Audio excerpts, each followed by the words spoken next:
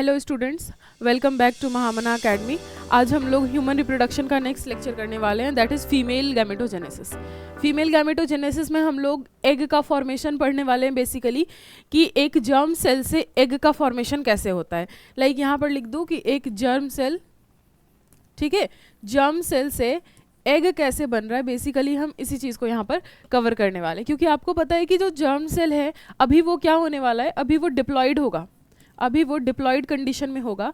और जब एग की हम बात करते हैं तो वो क्या होगा, हैप्लॉयड होगा, हैप्लॉयड होगा। तो ये जो ट्रांसफॉर्मेशन है सेल का, हम इसी को यहाँ पर फीमेल गैमेटोजेनेसिस में कहीं ना कहीं पढ़ने वाले हैं।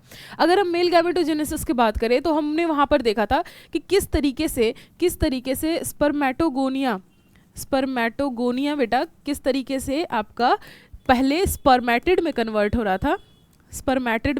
रहा था, and then after few modification और ट्रांसफॉर्मेशन, इसके बाद स्पर्मेटिड के बाद वो क्या हो रहा था, स्पर्म में ट्रांसफॉर्म हो जा रहा था। ठीक है, तो यहाँ पर हम बेसिकली बस जर्म सेल और एग के बारे में पढ़ेंगे।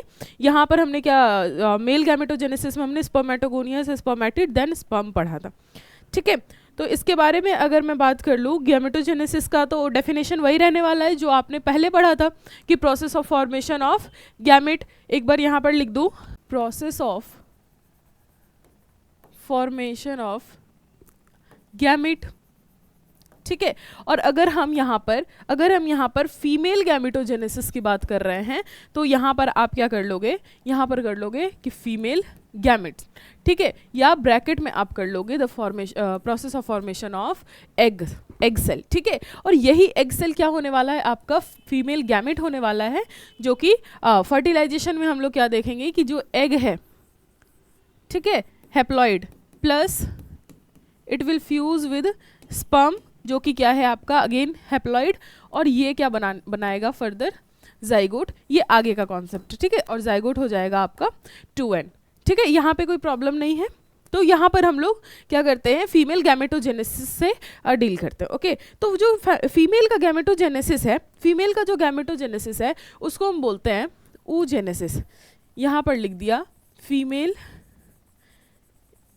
Gametogenesis is exclusively known as oogenesis।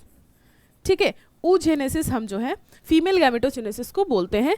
तो एक आपसे डेफिनेशन पूछता है एग्जाम में, काफ़ी ज़्यादा ये कॉमन है, what do you mean by oogenesis। तो मुझे लगता है अब आप बता दोगे कि व्हाट इज oogenesis। oogenesis क्या है, the process of formation of an egg cell is oogenesis। ठीक है, एग सेल का बनना ही क्या कहलाता है, oogenesis कहलाता है। ठीक है, इसके बाद आ जाओ oogenesis पे आ जाओ बेटा कि oogenesis होता कैसे है। तो आपको किस तरीके से बताया था, आपको बताया था स्पर्मेटोजेनेसिस में कि किस तरीके से जर्म लेयर जो थे, सेमिनिफेरस ट्यूब्यूल का जो इनर लाइनिंग था जहाँ पर जर्म सेल्स प्रेजेंट थे, जिसको कि हम स्पर्मेटोगोनिया कह रहे थे, वो स्पर्मेटोगोनिया किस तरीके से वो स्पर्मेटोगोनिया क्या हो रहा था, माइटोसिस डिफरेंशिएशन कर रहा था just to increase its number. ठीक है, और वो कब हो रहा था, एट प्यूबर्टी आपको बताया था बेटा कि जो डिफरेंशिएशन था वो कब हो रहा था, एट प्यूबर्टी। ठीक है, लेकिन यहाँ पर क्या है, oogenesis थोड़ा सा स्पर्मेटोजेनेसिस से अलग है, थोड़ा सा नहीं, इनफैक्ट कह सकते हैं कि बहुत ज़्यादा अलग है। ठीक है, oogenesis जो है आपका स्पर्मेटोजेनेसिस से अलग है। तो यहाँ पर क्या अलग होने वाला है कि यहाँ पर हम देखेंगे बेटा कि जो प्राइमरी oocyte की हम बात करते हैं, जैसे वहाँ पर प्राइमरी क्या कह सकते हैं कि वहाँ पर हम क्या बात कर रहे थे, प्राइमरी स्पर्मेटोसाइट का, या अगर हम बात करें स्पर्मेटोगोनिया का, प्राइमरी स्पर्मेटोसाइट से भी पहले की बात करें स्पर्मेटोगोनिया का, तो स्पर्मेटोगोनिया यहाँ पर किससे सिमिलर है, स्पर्मेटोगोनिया यहाँ पर oogonia से सिमिलर है। ठीक है, अब oogonia क्या है, वो सेल्स जो कि आगे चल के एग सेल बनाएंगे। ये क्या करेंगे, आगे चल के एग सेल बनाएंगे, बट इतना ईजी स्टेप नहीं है बेटा। तो यहाँ पर क्या होने वाला है, अच्छा, oogonia प्रेजेंट कहाँ पर होगा, oogonia will be present inside the ovary. oogonia कहाँ प्रेजेंट होगा, इन दी ओवरी, या तुम कह सकते हो कि ओवेरियन जर्म सेल है, ओवेरियन जर्म सेल है। उगोनिया क्या है? ओवेरियन जर्म सेल है। मतलब ओवरी के जो लाइनिंग पे, ओवरी का जो जर्मिनल लेयर है, वहां पर जो सेल्स प्रेजेंट है, हमने उसको क्या नाम दिया है?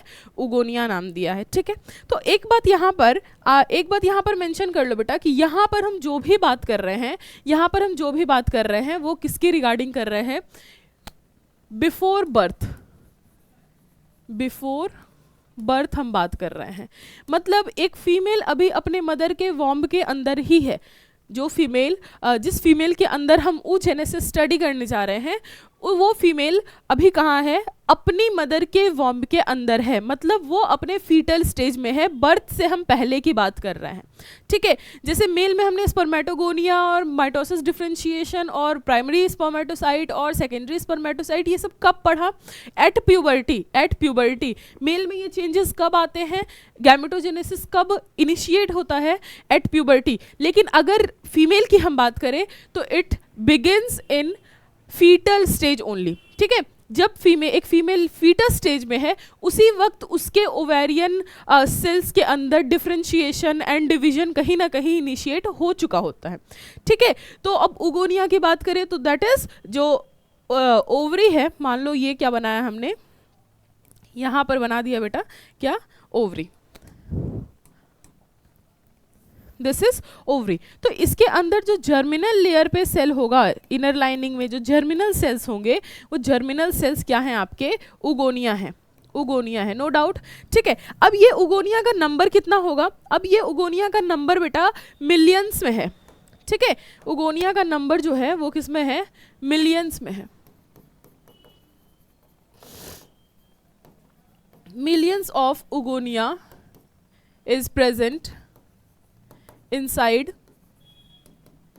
a fetal ovary। Fetal ovary के अंदर मिलियंस ऑफ उगोनिया क्या है? प्रेजेंट है। ठीक है, मिलियंस ऑफ उगोनिया प्रेजेंट है। लेकिन इनका क्या होता है? काफी सारे, जब ये माइटोसिस डिफरेंशिएशन तो करेंगे ना। माइटोसिस डिफरेंशिएशन क्यों कर रहे हैं? माइटोसिस डिफरेंशिएशन इसलिए कर रहे हैं बेटा ताकि क्या हो जाए? उगोनिया के नंबर्स और बढ़ जाएं। यहां पर लिख दूं मैं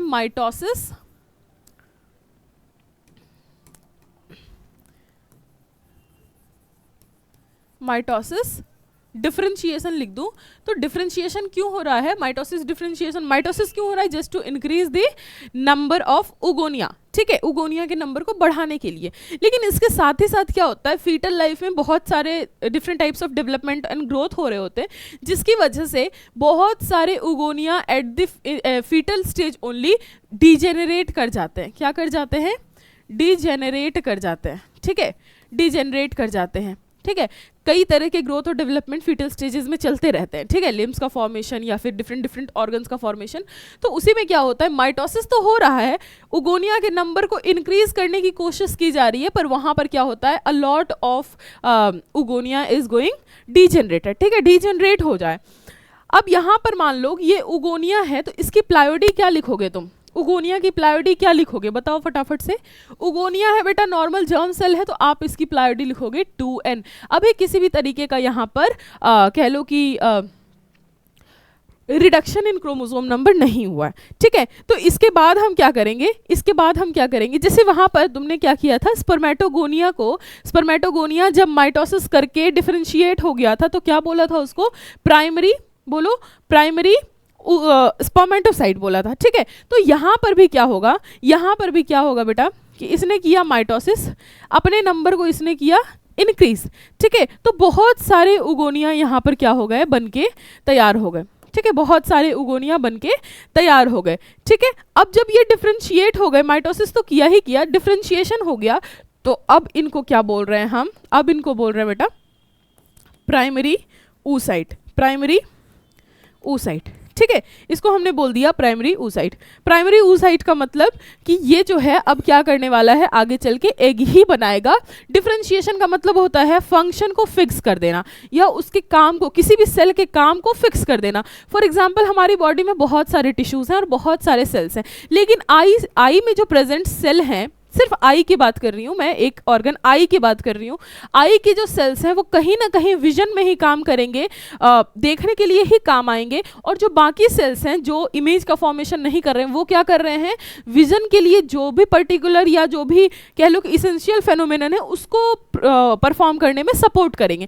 मतलब पूरा आई जो है, या हम ऑप्टिक नर्व की बात कर ले, वो क्या है, कहीं ना कहीं विजन से ही एसोसिएटेड है। वो कभी भी सुनने का काम नहीं करेगा, कुछ भी हम करा ले, कोई थेरेपी ले ले, आई का सेल कभी भी हियरिंग या ऑडिटरी में कन्वर्ट नहीं होगा। This is known as differentiation only, कि एक सेल का काम हमने क्या किया, फिक्स कर दिया, एक सेल का काम हमने फिक्स कर दिया। ठीक है, फॉर एग्जाम्पल एक और एग्जाम्पल ले लेते हैं, लंग। ठीक है, हम लंग की बात करते हैं, हम बोलते हैं लिवर जो है लिवर जो है वो रीजेनरेटिंग प्रोसेस हमेशा कंटिन्यू करता है। लेकिन हम अगर लंग की बात करें, अगर एक बार लंग खराब हो गया तो क्या लिवर फिर से लंग बना देगा? नहीं बनाएगा। तो फिक्स हो गया है काम बेटा, कि अगर लंग का कोई काम है और वो अगर वो परफॉर्म कर रहा है, लंग अगर रेस्पिरेशन परफॉर्म कर रहा है तो वो सिर्फ रेस्पिरेशन ही परफॉर्म करेगा। ठीक है, रेस्पिरेशन ही परफॉर्म करेगा। मतलब ये कभी भी आगे जाके ऐसा नहीं होगा कि कोई और फंक्शन परफॉर्म करेगा, या अगर लंग खराब हो गया तो लिवर तो रीजनरेटिंग है तो लिवर आके जो है लंग का काम करेगा, नहीं। डिफरेंशिएशन इसी को बोलते हैं जहां पर कि हम किसी सेल के या किसी टिश्यू की फंक्शन को फिक्स कर दें कि तुम्हें अब यही काम करना है। तो डिफरेंशिएशन का प्रोडक्ट है प्राइमरी oocyte। प्राइमरी oocyte क्या है? माइटोसिस डिफरेंशिएशन का प्रोडक्ट है। तो अब डिफरेंशिएशन का जो प्रोडक्ट है तो इसका फंक्शन भी हो जाएगा फिक्स। ये क्या काम करेंगे? ये करेंगे आगे जाके एग सेल बनाएंगे ये। ठीक है, एग सेल बनाएंगे। तो इसको यहाँ ना लिख के बेटा, यहाँ ना लिख के हम यहीं लिख देते हैं, क्योंकि यहाँ पर जो सारे सेल्स हैं वो कहीं ना कहीं माइटोटिकली डिफरेंशिएट हो चुके हैं। तो इनको मैं लिख दूँ, ये क्या है, प्राइमरी oocyte। और अभी तक मैंने किसी भी तरीके का प्यूबर्टी स्टेज नहीं बोला है बेटा, तो अभी ये सारी चीज़ें फीटल लाइफ में ही चल रही है। मैं इधर लिख दूँ आपको, ठीक है, यहाँ पर लिख दूँ, ये सारी चीज़ें क्या है, अभी और भी है जो कि फीटल लाइफ में चलेगी। ये फीटल स्टेज की हम बात कर रहे हैं, किसकी? फीमेल की। किस फीमेल की? मदर की नहीं, जो वॉम्ब के अंदर जो फीमेल प्रेजेंट है हम उसकी बात कर रहे हैं। ठीक है, उसके फीटल लाइफ की बात कर रहे हैं। ठीक है, यहाँ पर अब प्राइमरी oocyte हो गया बेटा। प्राइमरी oocyte अब क्या करेगा? प्राइमरी oocyte क्या करेगा? ऑब्वियसली वो कहाँ जाएगा? मियोसिस डिवीजन परफॉर्म करने जाएगा। मियोटिक डिवीजन वो परफॉर्म करेगा। कितना होता है मियोसिस के अंदर? 2 डिविजन्स होते हैं, M1 एंड M2। तो दोनों जो है सीक्वेंशियली ये परफॉर्म करेगा। M1 की बात कर दे तो M1 will be your reduction division, और जब हम M2 की बात करें तो ये क्या है? इक्वेशनल डिवीजन है। सिर्फ ये क्या है? इक्वेशनल डिवीजन है। मतलब एक बार क्रोमोसोम का नंबर रिड्यूस हो जाएगा। अभी मैं बात करूं प्राइमरी oocyte का क्रोमोसोमल नंबर, तो क्या होगा? ये डिप्लॉयड ही होगा, ये डिप्लॉयड ही होगा बेटा। ठीक है, क्योंकि अभी यहाँ पर किसी भी तरीके का मियोसिस परफॉर्म नहीं हुआ है। ये जो मियोसिस की हम बात कर रहे हैं, ये जो रिडक्शन की बात कर रहे हैं, ये अभी प्राइमरी oocyte में, this is your primary oocyte। Primary oocyte में अभी किसी भी तरीके का मियोसिस परफॉर्म नहीं हुआ है। ठीक है, अभी सिर्फ माइटोसिस हुआ है, और आपको पता है कि माइटोसिस में क्रोमोसोम नंबर पे कोई असर नहीं पड़ता है। ठीक है, तो यहाँ पर आ जाओ, ये जो प्राइमरी oocyte है बेटा, यहाँ पर अब क्या होगा? M1 परफॉर्म होगा। पहले क्या परफॉर्म होगा? M1। पहले M1। अब M1 के अंदर अगर आपको 11th का थोड़ा बहुत याद हो तो मियोसिस 1 के अंदर कितने स्टेजेस आते हैं? बताओ फटाफट से। मियोसिस 1 के अंदर बेटा कितने स्टेजेस आते हैं? 5 स्टेजेस। अगर मैं बात करूं यहाँ मियोसिस 1 की, तो कितने स्टेजेस आते हैं? 5 स्टेजेस आर देयर। ठीक है, कौन कौन से हैं? यहाँ पर हो जाएगा आपका प्रोफेज। प्रोफेज के बाद प्रोफेज 1, सॉरी,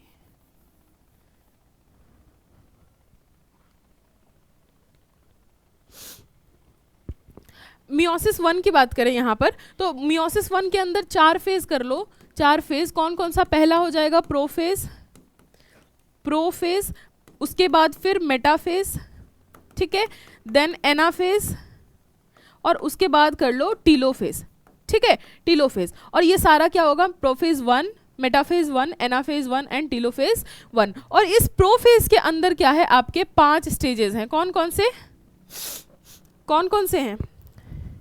बोलो। Leptotene, zygotene, pachytene, diplotene and diakinesis. Kinesis. ठीक है, 5 स्टेजेस यहाँ पर प्रोफेज 1 के अंदर आते हैं। ठीक है, सबसे पहले मियोसिस 1 का 4 stage, prophase 1, metaphase 1, anaphase 1 and telophase 1, और फिर M2 का भी 4 phase, prophase 2, metaphase 2, anaphase 2 and telophase 2।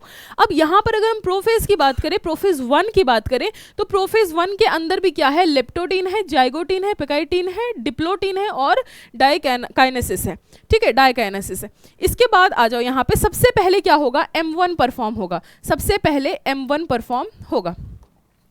तो M1 परफॉर्म होगा, तो मान लो हमने इस सेल को लेके किया है, तो यहाँ पर मान लो M1 परफॉर्म हो रहा है, मतलब M1 स्टार्ट हो गया है, मियोसिस 1 के अंदर सेल जा चुका है, मियोसिस 1 परफॉर्म करने के लिए सेल साइकिल में एंटर कर गया है। यहाँ पर अगर मैं बना दूँ, इस तरीके से बनाते हैं ना, यहाँ से अगर बोलो कि सेल साइकिल स्टार्ट हो रही है, तो यहाँ पर क्या है, यहाँ तक सेल पहुँच चुका है, यहाँ तक सेल पहुँच चुका है, दैट इज M1, मियोसिस 1। अब मियोसिस 1 के अंदर भी देयर आर 5 डिस्टिंग्विशेबल स्टेजेस, जो कि पहला क्या है, लिप्टोटीन, देन जाइगोटीन, देन पेकाइटीन, फिर डिप्लोटीन एंड डाइकाइनेसिस। तो सेल क्या कर रहा है, जिस तरीके से डिवीजन इसने स्टार्ट किया, अब आपको पता है कि हर स्टेज जो है, हम अगर यहाँ पर बात करें प्रोफेज, मेटाफेज, एनाफेज, टेलोफेज की, या प्रोफेज के अंदर लेप्टोटीन, जाइगोटीन, पेकाइटीन, इनकी बात करें, हर फेज का क्या है, अपना एक फिक्स पीरियड है कि इतने देर तक ये एक्टिविटी परफॉर्म होगी, फिर क्या होगा, एक्टिविटी स्विच होगी, कि मतलब हाँ अब लिप्टोटीन खत्म हो गया, अब इतने टाइम के बाद अब सेल जाइगोटीन स्टेज में है, क्योंकि दीज आर स्टेजेस ना। ठीक है, तो यहाँ पर क्या हो रहा है, मान लो कि M1 है यहाँ पे, और यहाँ से M1 स्टार्ट हो रहा है। ठीक है, M1 स्टार्ट हो रहा है, तो सबसे पहला क्या होगा, सबसे पहला होगा प्रोफेज। सबसे पहला क्या होगा, यहाँ पर प्रोफेज हो जाएगा, देन मेटाफेज हो जाएगा, देन एनाफेज, देन टेलोफेज। ठीक है, फिर प्रोफेज 2 चलेगा, मेटाफेज 2 आएगा, एनाफेज 2 आएगा। तो हम अभी पर्टिकुलरली किसकी बात कर रहे हैं, हम बेटा पर्टिकुलरली बात कर रहे हैं इस M1 की, जिसके अंदर क्या था, प्रोफेज था,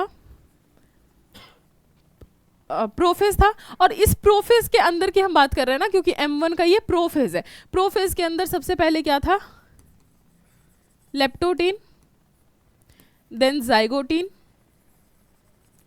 ठीक है, पेकाइटीन, डिप्लोटीन,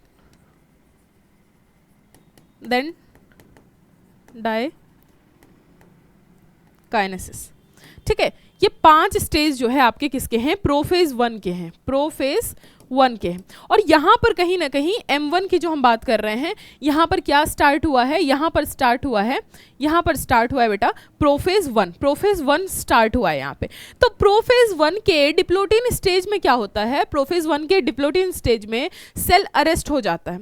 सेल अरेस्ट होने का क्या मतलब है कि एक बार डिप्लोटीन तक तो पहुंच गया, लेकिन डाइकाइनेसिस कंप्लीट नहीं कर पाया, मतलब फर्स्ट मियोटिक डिवीजन वो सेल कंप्लीट नहीं कर पाया। ठीक है, cell first meiotic division complete नहीं कर पाया, तो फर्स्ट मियोटिक डिवीजन कंप्लीट नहीं कर पाया, उसी के कारण एनसीईआरटी लिखती है कि सेल जो है प्रोफेज 1 में, जो ये प्राइमरी oocyte की हम बात कर रहे हैं, primary oocyte will get arrested in prophase 1। Prophase 1 में सेल क्या होती है, अरेस्ट हो जाती है, मतलब आगे नहीं बढ़ती। ठीक है, ये जो यहाँ पे बात कर रहे हैं हम कि प्रोफेज के बाद वो मेटाफेज में चले जाए, एनाफेज में चले जाए, ऐसा नहीं होता है। सेल अरेस्ट हो जाता है कहाँ पे, आपका प्रोफेज 1 के अंदर, मतलब M1 जो है कंप्लीट नहीं हो पाता है, M1 कंप्लीट नहीं हो पाता है। अब जब M1 ही कंप्लीट नहीं हो पाया, तो सेल कभी भी M2 में एंटर नहीं करेगा, मियोसिस 2 में एंटर नहीं करेगा। और जब ये दोनों परफॉर्म किया ही नहीं जाएगा, तो अगेन क्या होगा, आपका क्या होगा, मियोसिस कंप्लीट नहीं होगा, और मियोसिस कंप्लीट नहीं होगा तो गैमेट का फॉर्मेशन नहीं होगा। अब ये यहाँ पर पॉज हुआ है बेटा, खत्म नहीं हो गया, सेल खत्म नहीं हो गया, या ऐसा नहीं बोला कि कभी भी वो मियोसिस परफॉर्म नहीं करेगा। ये हम फीटल लाइफ की बात कर रहे हैं। यहाँ पर क्या होता है, सेल, मान लो यहाँ पर सेल जो है वो क्या होता है, अरेस्ट हो जाता है। ठीक है, यहाँ पर सेल डिप्लोटीन में अरेस्ट हो गया। ठीक है, इसके बाद आ जाओ कि ये तुम्हारा क्या कहलाएगा। अच्छा, तो ये सेल तुम्हारा अरेस्ट हो गया, ये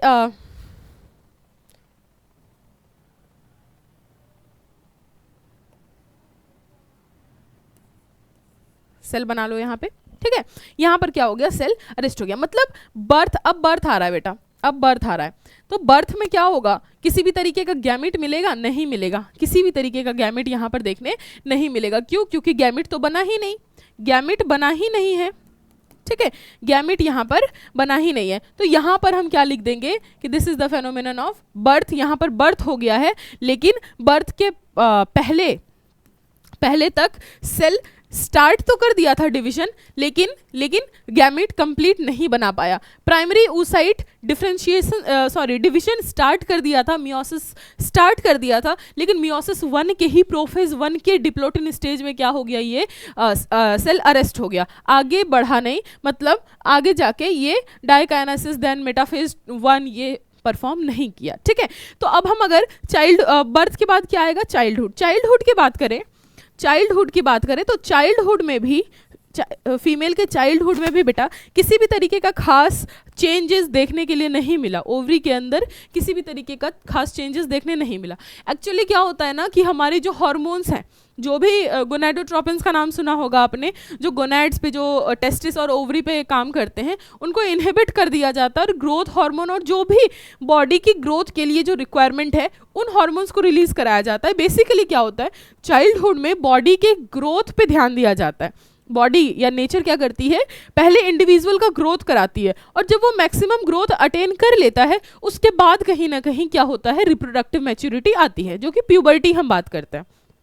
ठीक है, तो अब यहाँ पर चाइल्डहुड में क्या हुआ होगा, ग्रोथ हुआ होगा, किसी भी तरीके का ओवेरियन साइकिल नहीं चल रहा होगा। लेकिन जैसे ही प्यूबर्टी हिट करेगा, यहाँ पर कर लें, जैसे ही बेटा प्यूबर्टी हिट करेगा, यहाँ लिख लो प्यूबर्टी, तो क्या होगा, जो सेल हमारा यहाँ पर डिप्लोटिन कंडीशन में अरेस्ट हो चुका था, वो अब क्या करेगा, फर्स्ट मूव अपना दिखाएगा। दैट इज वो क्या करेगा, डिप्लोटिन में जो अरेस्ट होके रुका था, सेल एकदम पॉज ले लिया था, अब वो क्या करेगा, डाइकाइनेसिस की तरफ मूव करेगा। ठीक है, डाइकाइनेसिस के बाद क्या करेगा, मेटाफेज 1 में जाएगा, देन एनाफेज 1 में जाएगा, फिर टीलोफेज 1 में जाएगा, और इस तरीके से वो क्या करेगा, पहला जो first meiotic division that is M1 होगा, उसको कंप्लीट कर लेगा। कब कर रहा है कंप्लीट, एट प्यूबर्टी। ये बहुत ही ध्यान देने वाली टॉपिक है, पॉइंट है कि यहाँ पर एट प्यूबर्टी बेटा देखो स्टार्ट हो जाता है फीटल लाइफ में, यहाँ लिख दिया मैंने, फीटल लाइफ में इनिशिएट हो जाता है, प्राइमरी oocyte बन जाता है M1 तक, यहां तक कर लो। ठीक है, यहां तक जो है फीटल लाइफ की बात है। डिप्लोटिन स्टेज को जो हम डिस्कस कर रहे हैं that is our fetal life, लेकिन उसके बाद बर्थ में कोई चेंजेस नहीं, चाइल्डहुड में किसी भी तरीके का चेंजेस नहीं। प्यूबर्टी जब हिट करता है, जब गोनेडोट्रोपिन्स रिलीज किए जाते हैं पहली बार, तो क्या होता है, M1 कंप्लीट होता है। कैसे, क्योंकि डिप्लोटिन से निकल के सेल कहाँ चला जाता है, डाइकाइनेसिस में। अब प्रोफेज जब कंप्लीट हो गया तो फिर मेटाफेज में, फिर एनाफेज में, देन टीलोफेज में, और कंप्लीट हो जाता है मियोसिस 1। तो मियोसिस 1 यहाँ पर कर लो बेटा कि यहाँ पर मियोसिस 1 कंप्लीट हो जाता है। अब अगर मियोसिस 1 कंप्लीट हो रहा है मतलब 2 सेल का फॉर्मेशन होगा, मियोसिस 1 2 सेल का फॉर्मेशन होगा, क्योंकि जैसे ही न्यूक्लियर डिवीजन कंप्लीट होता है फटाफट से साइटोप्लाज्मिक डिवीजन भी तो हो जाता है, पढ़े हो, फटाफट से टीलोफेज के बाद क्या देखने के लिए मिलता है, साइटोप्लाज्म भी डिवाइड हो जाता है। और जब साइटोप्लाज्म डिवाइड हो गया तो मतलब हम कहेंगे कि रिजल्टेंट हमारे पास 2 सेल आया है। तो यहाँ पर कर लो कि अच्छा, यहाँ पर जैसे हमने बताया था स्पर्मेटोजेनेसिस में किसी भी तरीके की अनइक्वलिटी की बात मैंने नहीं करी थी। जैसे नॉर्मली सेल में चलता है कि इक्वल जो है साइटोप्लाज्म डिवाइड होते जाता है फर्दर, जो पेरेंट सेल है, जो 2 डॉटर सेल बनेगा तो इक्वल अमाउंट में साइटोप्लाज्म वहाँ पर ट्रांसफर होगा। ठीक है, मतलब किसी भी तरीके की अनइक्वलिटी नहीं थी। लेकिन बेटा यहाँ पर क्या होता है, अनइक्वलिटी देखने के लिए मिलता है। मतलब एक सेल जो है अच्छा खासा मोटा, एक सेल जो है अच्छा खासा ज़्यादा साइटोप्लाज्म लेके दूर होगा, और दूसरा जो होगा बेटा वो क्या होगा, बहुत ही कम साइटोप्लाज्म के साथ वो डिवाइड होगा। मतलब कि अगर इतना बड़ा सेल है उसको 2 सेल बनाना है तो आधा आधा साइटोप्लाज्म लेके जाना चाहिए था।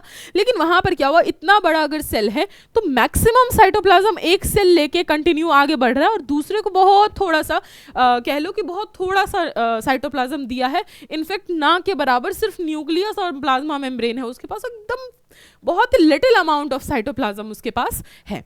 तो इस तरीके में हम क्या बोलेंगे कि यहाँ पर अनइक्वल डिवीजन हुई है। यहाँ पर क्या हुई है, अनइक्वल डिवीजन देखने के लिए मिलता है। यहाँ पर अनइक्वल डिवीजन देखने के लिए बेटा यहाँ पर हमें मिलता है। ठीक है, तो इसके बाद अगर हम बात करें अनइक्वल डिवीजन देखने मिलता है। लेकिन जो ये प्राइमरी oocyte से M1 कंप्लीट हो गया, यहाँ देखो यहाँ पर लिख दूं मैं कि कंप्लीट हो गया M1, कंप्लीट M1, ठीक है, M1 कंप्लीट हो गया। तो यहाँ पर अब ये जो बनने वाला है ये क्या है हमारा सेकेंडरी oocyte, सेकेंडरी oocyte।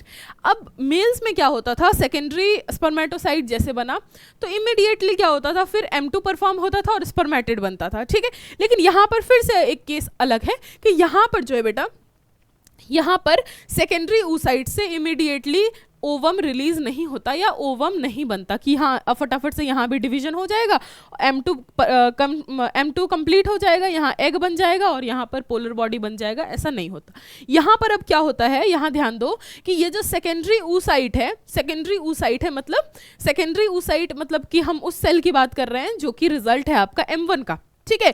तो M1 का जो रिजल्ट सेकेंडरी oocyte है, अब वहां पर क्या हो रहा है, डिवीजन फिर रुक गया है, डिवीजन रुक गया है तो क्या बन रहा है, अब फॉलिकुलर स्टेज चलेगा, ठीक है, फॉलिकुलर स्टेज चलेगा। क्या बोल रहे हैं हम यहाँ पर oocyte, सेकेंडरी oocyte की बात करें तो जो एक सेल है, एक सेल है बेटा, इसके ऊपर क्या होने वाला है, इसके ऊपर बहुत सारे ग्रेनुलोजा सेल्स की लेयरिंग होने वाली है, बहुत ग्रेनुलोजा सेल्स बहुत छोटे छोटे होते हैं, ठीक है।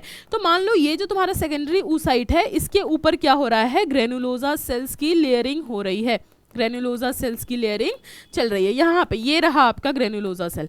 तो जो ग्रेनुलोजा सेल का एक लेयर से कवर हुआ, अगर सेकेंडरी oocyte की बात करें और उसके ऊपर एक लेयर ग्रेनुलोजा सेल्स की आ गई तो हम उसको बोलते हैं प्राइमरी फॉलिकल। क्या बोलते हैं, प्राइमरी फॉलिकल। इसको मैं इरेज कर रही हूँ बेटा।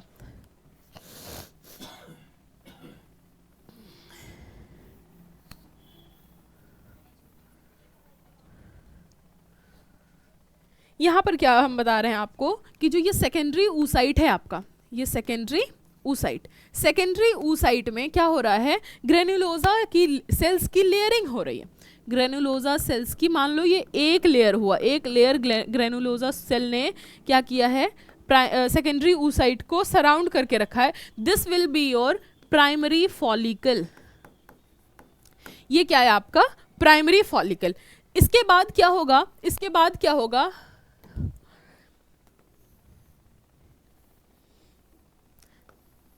ठीक है, इसके बाद क्या होगा बेटा कि अभी और ज़्यादा ग्रेनुलोजा सेल्स इसको लेयर कर रहे हैं, और ज़्यादा ग्रेनुलोजा सेल्स की क्या कर रहे हैं, इस सेकेंडरी oocyte को और सराउंड कर रहे हैं। तो इसको हम बोलते हैं सेकेंडरी फॉलिकल।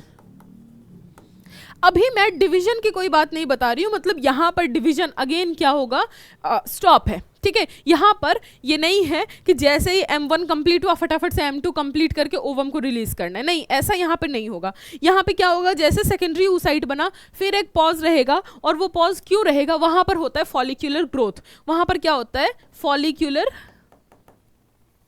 Follicular growth. अब क्यों होता है, फॉलिकल्स क्यों बनते हैं, हम इसके बारे में भी बात करेंगे।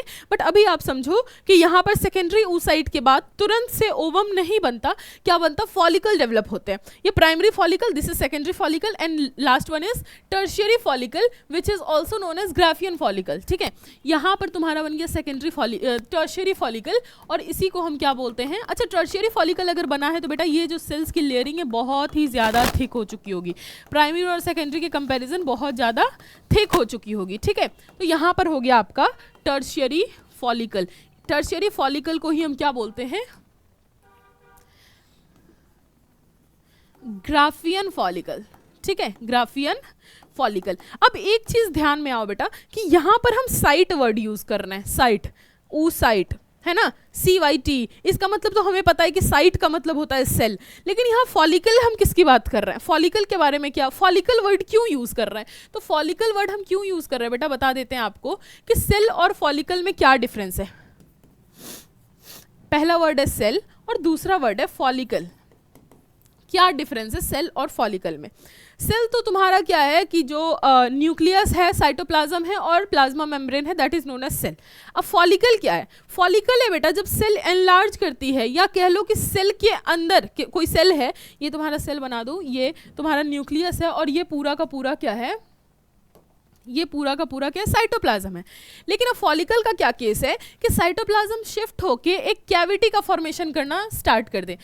क्या कर रही है, साइटोप्लाज्म क्या कर रहा है, अपने सेल के अंदर ही कैविटी का फॉर्मेशन स्टार्ट कर दे रहा है, कैविटी का फॉर्मेशन स्टार्ट कर दे रहा है। साथ ही साथ बाहर क्या है, बहुत सारे सेल्स एक्यूमुलेटेड हैं, बाहर बहुत सारे सेल्स एक्यूमुलेटेड हैं, तो हम इस कंडीशन को कहते हैं फॉलिकल। इस कंडीशन को क्या कहते हैं, फॉलिकल। सेल क्या था, सेल था सिंपल कि ये रहा आपका न्यूक्लियस और प्लाज्मा मेम्ब्रेन, और यहाँ पर क्या प्रेजेंट है, यहाँ पर भर भर के साइटोप्लाज्म प्रेजेंट है, this is your cell. But इसी साइटोप्लाज्म में अगर कैविटी का फॉर्मेशन स्टार्ट हो जाए, कैविटी का फॉर्मेशन स्टार्ट हो जाए, तो हम उसको क्या नाम देते हैं, फॉलिकल। तो यहाँ पर जो हम primary, secondary and tertiary follicle की बात कर रहे हैं, दैट ऑल